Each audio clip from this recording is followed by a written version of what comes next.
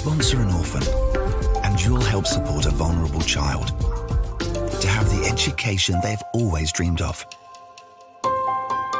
so they can build a brighter future. You'll be feeding a hungry stomach and a hungry mind with knowledge that will last them a lifetime. That's the power of an education. Sponsor an orphan now with Islamic Relief. All right, everybody. Assalamu alaikum wa rahmatullahi wa barakatuh. This is your brother, Preacher Moss. First and foremost, we want to give a shout out to our dear sister. Sister Satana Whitfield is not feeling well today, so we want to make sure that we give her a shout out as well. I am actually broadcasting from Albuquerque, New Mexico.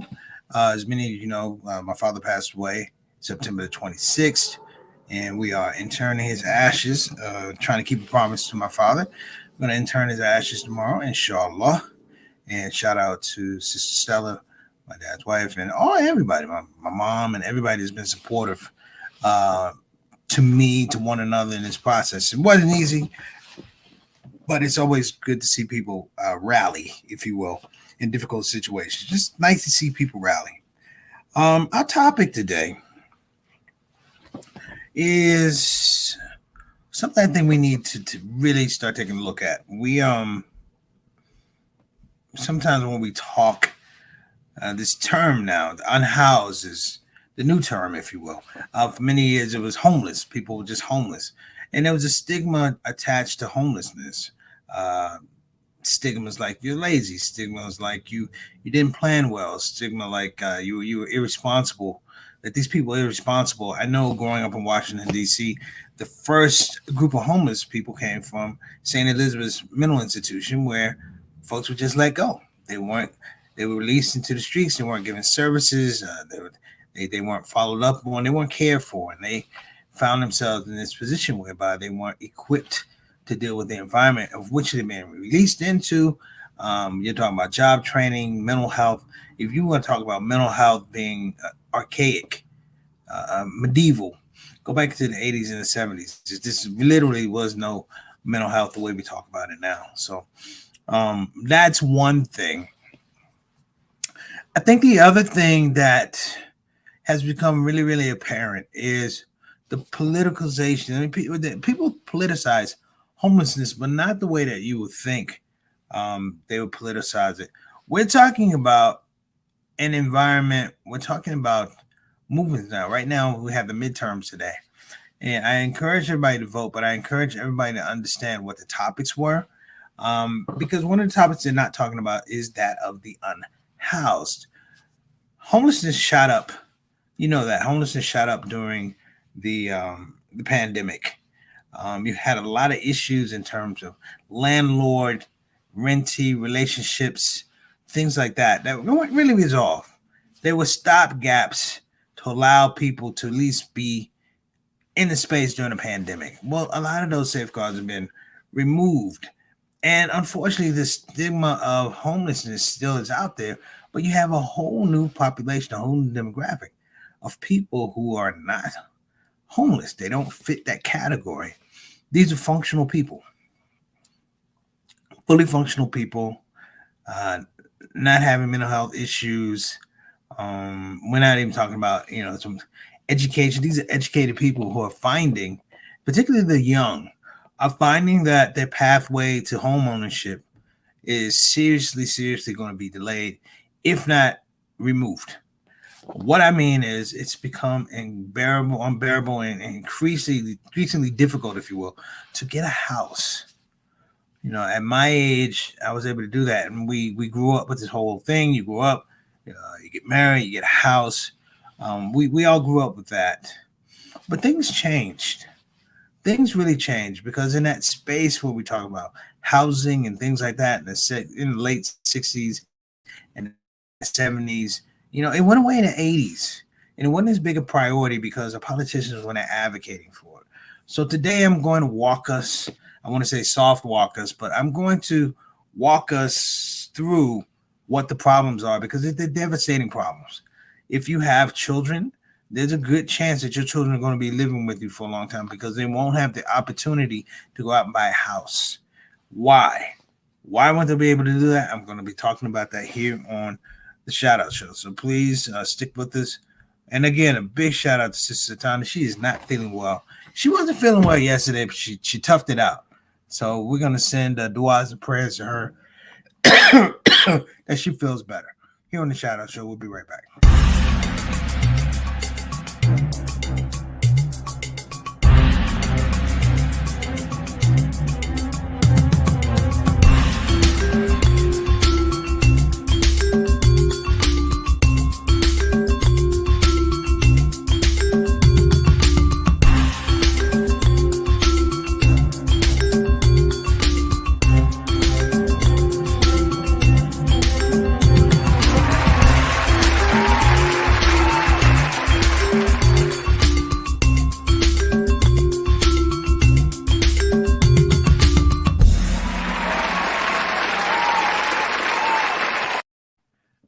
Let's get into it. We got our Shout Out Show family. Hope everybody's doing well. It's such a nice day out here in Albuquerque. I'm just looking out through the window when the leaves are changing, and so it's very nice. Plus, the weather is actually pretty warm.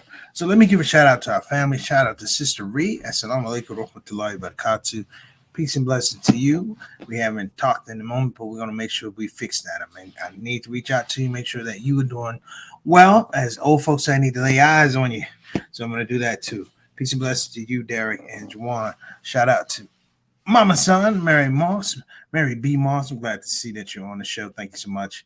And we want to send out prayers to my Aunt Shirley. My Aunt Shirley was battling leukemia, but as you know, a lot of battles with cancer end.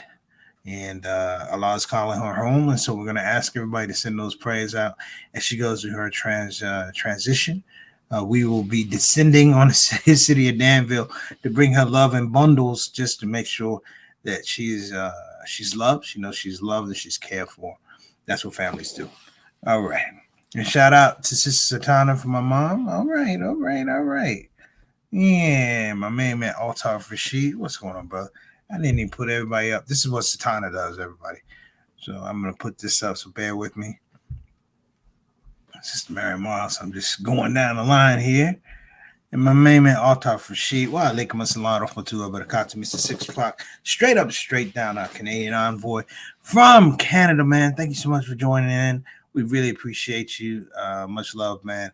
And I tell everybody in the Shout Out Show, I tell people, I say, I have one of the most dedicated groups of people that come to the show, and I say, this is a family show, it's a relationship show. And back in the house. Wa alaikum assalam rahmatullahi barakatuh. Big brother, what's going on, Bilal Salahuddin? And it's Queen, Sister Sonia Dolphin Salahuddin. Man, glad to see you back on the show. You know what's funny, Bilal? Even when you weren't here, we shouted you out on the show. I think everybody would tell you, we shouted you out on the show. We told people you were on vacation. We didn't tell you where we were going, but we were on vacation, man. We're glad to see you back in the spot. Peace and blessings to you and your queen. Good to see you, brother. My main man, Eric Carter. Wa alaikum assalam rahmatullahi wa barakatuh. Good to see everybody. Wow, man. I'm in a great mood.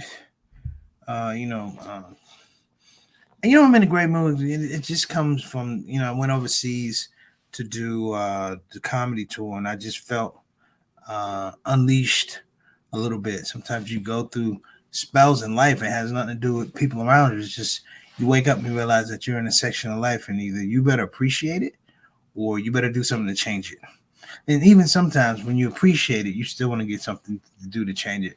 Not even for yourself, but sometimes for other people. So shout out to my UK family, my main man Pedro, Sister Nazira, Sajid Varda, Penny Appeal, Human Appeal. My main man, I gotta give him a shout. Brother Nabil Abdul Rashid, fabulous comedian. Man, good seeing people. Gus Khan, I'll catch you the next time, inshallah. So let me show you how housing starts. A housing crisis starts.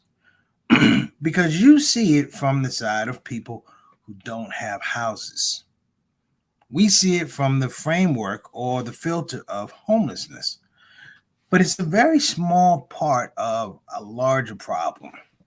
It's the part of the problem you can put your finger on. It's the part of the problem you can point your finger at. You can say those people, those people, those people. But from this this piece I'm going to show you from LA, I want you to take some notes on what they're saying. Take some notes on what they are saying. And then when we come back, I'm going to break it down for you and give you a little bit of information so that you can better protect yourself in this economy, in this current political climate. Pay attention. All right. School's in session. LA County's homeless population continues to rise, but according to the latest numbers released today, the pace of growth has slowed dramatically. Still, the crisis is far from over, and it's disproportionately impacting people of color. KCAL political reporter Tom Waite is live tonight at Echo Park, where there was an emotional vigil for those who have died on the streets. Tom. Juan and Pat, it was very powerful because we got to speak with people who have been on the streets and then have found a way into housing and found a way to beat drug addiction. But there is so much work to be done. I got stabbed, I got robbed, I got beat up. Francisco Salcido joined this vigil in Echo Park to remember those who died on the streets. Francisco spent most of his adult life homeless and addicted to drugs, but now he has a home and he's sober. Right now I'm clean because I have a place and I'm away from this, but I know how it feels, so I can support them. This symbolic vigil comes just hours after LA County announced its latest population estimate of how many souls are suffering without a home living on the streets of LA County. That number, 69,000. Nearly 42,000 of them are in the city of LA.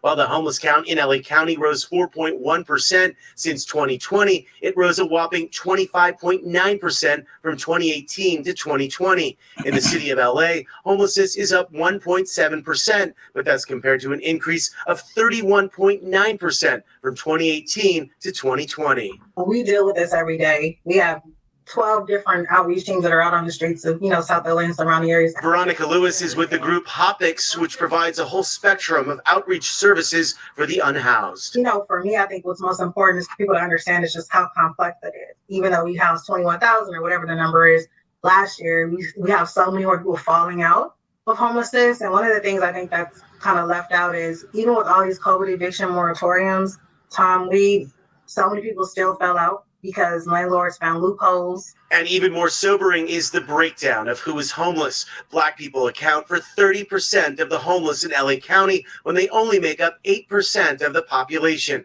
Latinos now make up 44% of those living on the streets, which is an increase of 26% in just 2 years. Countywide, homeless veterans shrunk by 6.1%, but homeless women increased by 2.4%, and our homeless seniors grew by 6.5%. Reverend Oliver Bowie is with Holman United Methodist Church in LA. I believe that we have failed to take action and realize you have to invest more within African Americans compared to others if you're going to resolve this problem. The unhoused is the symptom, it's not the root. So one of the things, the breakdown of the family, start there. So you've got to start addressing the family, strengthening Black families. The homeless count also showed that 30% of those who were contacted said they either had a mental health issue or a substance abuse issue. But county officials we spoke with earlier today say they believe that number is much higher. Reporting live in Echo Park, I'm Tom Waite, KCAL 9 News. Okay, well, before we get shouted, let me give a shout out.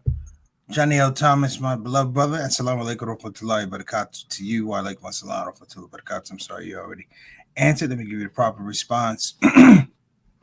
What they're talking about in this interview, a very small piece, but a concise piece, is that the inability to have people access things like homes. And I don't mean homes like the house, the protections that come along with a home. The protections to be able to step away from certain things. When you go to LA County, the homeless situation is very, very concentrated. It's concentrated. And it's very close to other Black communities because that space has been zoned to handle that. There are a lot of people who are going to be in that space, and because of zoning, they're not going to be able to go other places. the inability of the unhoused represents a lot of things. Number one, they're not building affordable housing for those people who need that transition. You know, if you're trying to get off drugs, if you're doing mental health, let me tell you something. You know, just in a space, you need shelter. You need four walls that give you a break away from not just the environment, but it gives you a break away from the realities that these people are dealing with in an ongoing situation. See, when you're on the street, there's street politics, the street identity. When you're away from it, it allows you to move away because, you know, your existence in that place lends to that ecosystem. When they talk about people who've been killed and things, it lends to that ecosystem. This is part of that environment. And these people are not animals. They're not barbarians. They're not that. They're not troglodytes. These are people who are falling into hard times and need, if you will, a lift up from local government, a lift up from national government, state government, to recognize that these are some of the problems.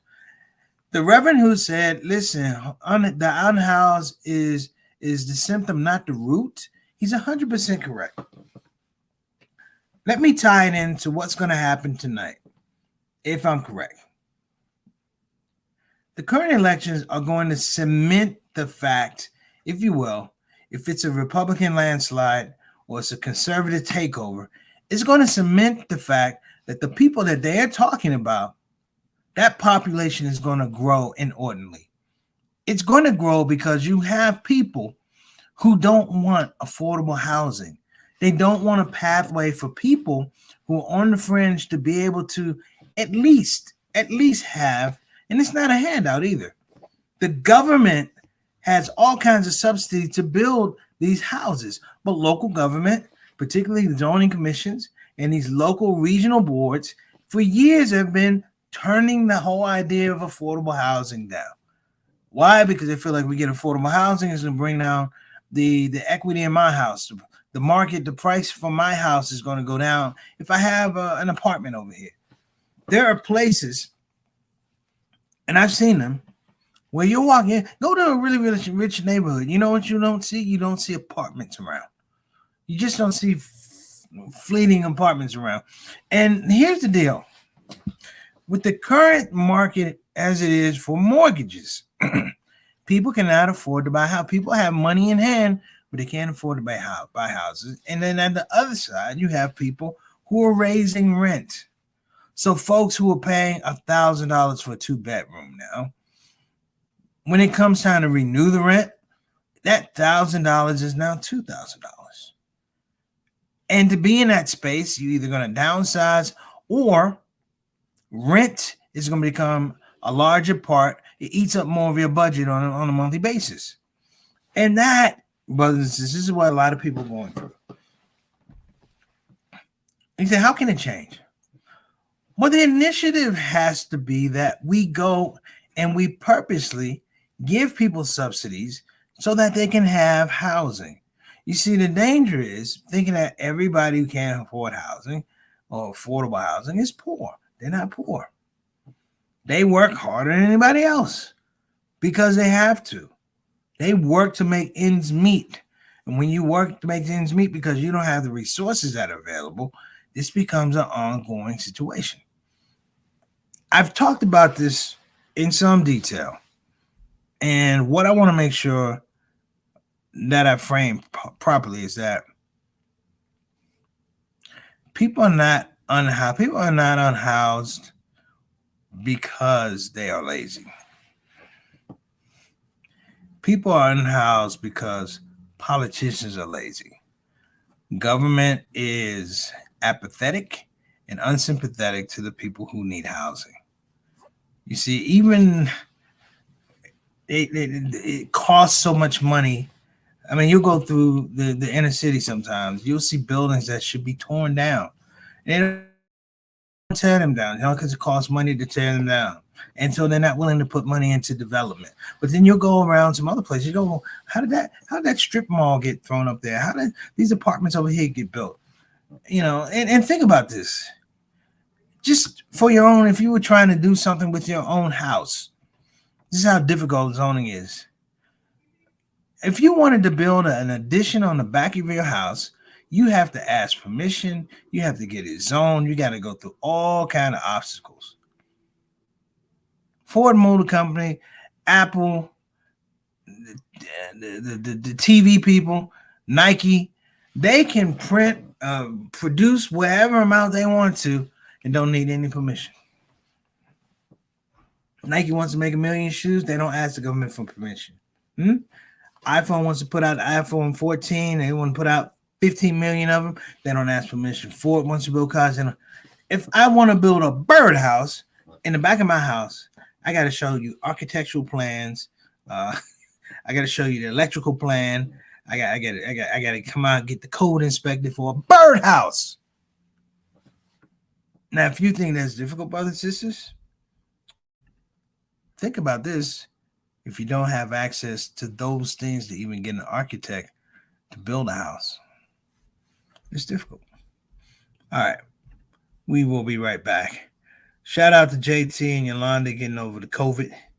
I hope you guys are feeling better. Everybody, I'm going to say this. A lot of people go, oh, it's a flu going around. Don't play around. Take your COVID test. When I got sick with COVID the second time, I was like, I have a dry cough. And I remember it was strange because the only way I could get rid of it is drinking lots of water.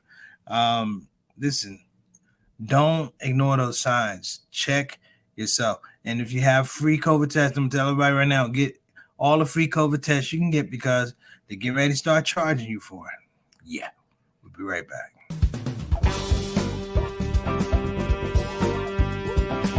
Hey, babies. Welcome to Radio WCUC, Convenient Urgent Care, home of the smart patient. This is DJ What It Do. You know what time it is. It's the top of the hour, and the request lines are open. You know what you want to hear. I know what you want to hear. Operators are waiting. I just got to hear, don't get the COVID. Don't get the COVID. Put your mask back on. The Delta COVID, more contagious than before. Don't get the COVID. Go on and get the vaccine. You know that it can keep you safe, and your people living up in your space. Don't get the COVID. You need to wash your hands. The Delta COVID is more deadly than before. Don't get the COVID. Go on and get your vaccine. You know that it can keep you from dying. Don't leave your family all alone and crying. Don't get the COVID. We invite you to join our fight against COVID and against misinformation. It's time to listen to the doctors and trust the science. When I think of people dying that don't have to die, it makes me sad. Now is the time to be sober. Together we can make this thing over. Let's fight the COVID. Convenient urgent care, home of the smart patient. All right, we're back, everybody, and Convenient Urgent Care, home of the smart patient. Listen, I'm going to give a shout out to my main man, Jazz, who runs Convenient Urgent Care. I'm going to tell you something. They came in very, very handy for me, extremely handy for me. When I had the cyst issue, when I actually had to deal with upper respiratory issues. And what it reminded me of, and this is something that's different than how I had handled in the past, is like, I have to, at this point in my life, I have to look at seeking out prevention. Hear what I'm saying? Seeking out prevention. Don't wait till it's a problem that has to be addressed. No. And get to know your body when you go older. Get older. Get to know your body, because it's not at 50-some years old. It's not the same as it was when it was 40-some years old. You have things that are going on in your body you don't even know about. Let me throw this out here too. I want to give a shout out to my Detroit family. We're going to be in Dearborn, Michigan. That's Dearborn, Michigan, December the 17th. Dearborn, but I spelled it wrong. Dearborn, like I'm writing LeBron letter, writing LeBron James a Santa letter, a Dear Santa letter. And of course, this is December the 17th. We're going to be there, and I'm going to be with some fabulous jazz musicians. We're going to be doing something called, of course, there it is. It sounded funny at the time. JT and Yolanda, if they're COVID free, you have free tickets. And also, if you want to come across the border, man, I got you covered too. All right. So let me get us out of that. I only have a couple minutes to articulate some very important points about the unhoused. People are not talking about the unhoused. This is sort of like a shadow conversation when you talk about homeless folks. The stigma leans towards people not wanting to talk about the unhoused because the homeless thing is the identifying thing. When you're working 2 and 3 jobs and you're in a nice apartment, but you can't afford it, it presents a different problem, if you will. New housing is not being built. I gave you guys a bird analogy. The amount of housing that needs to be built here in the United States, you're talking millions of homes. It's not going to happen. I just told you just the difficulty if you want to put something, an addition on the back of your house. Imagine you want to build a whole house. And housing is going to get a lot more expensive because we're going to be in a recession. And it's going to become a little bit given to the people who could afford houses. Are going to be the people who could always afford houses. And in this recession and impending financial doom, if we will, the GOP example will be, you know what we need to do to handle this? We need to cut taxes, which has nothing to do with the situation. They just want to cut taxes, as you saw over in the UK with Prime Minister Truss. Now, this is what is important, if you will. Start trying to find out all the resources, even if you have a house. Start finding out all the resources you can about housing. Because if the economy turns this particular way, if you're not locked into the right mortgage rate for your house, or you have to deal with adjustables and things like that, you can become one of the unhoused. Okay? If you're in an apartment, you can become one of the unhoused. Plain and simple. If you have an adjustable mortgage and it adjusts up and it takes you out of a particular range for your budget, you're spending more of your income towards your house. And keep a note on that. How much are you spending towards your house? Insurance, property taxes. See, all of these things happen. People lose their houses a lot of times because they can't pay the property tax. These are the pitfalls and everything of home ownership. But I'm going to tell you something. Owning that home is a pathway to a certain type of emotional, financial, spiritual freedom, if you will. That you have property that accrue and it allows you into a system where you can, if you will, leverage, do things like equity. Having a house, being a homeowner makes you a business owner, for lack of a better word. It allows you to do certain things that you can't do when you're renting an apartment, that you can't do when you're renting a house. So I'm going to tell everybody right now, before it's the big expose on Time Magazine cover, start looking at the phenomenon of the unhoused and start informing people that this could happen to you. This could happen to me. Why? Because it's already happened to them. All right, brothers and sisters, that's my show today. Satana, get better. She was struggling yesterday, but we're going to send big hugs out to Sister Satana and big hugs out to Aunt Shirley in Danville, Virginia. And big shout out to Cliff Moss Jr. All right, everybody, I got to go. Assalamu alaikum wa rahmatullahi wa barakatuh.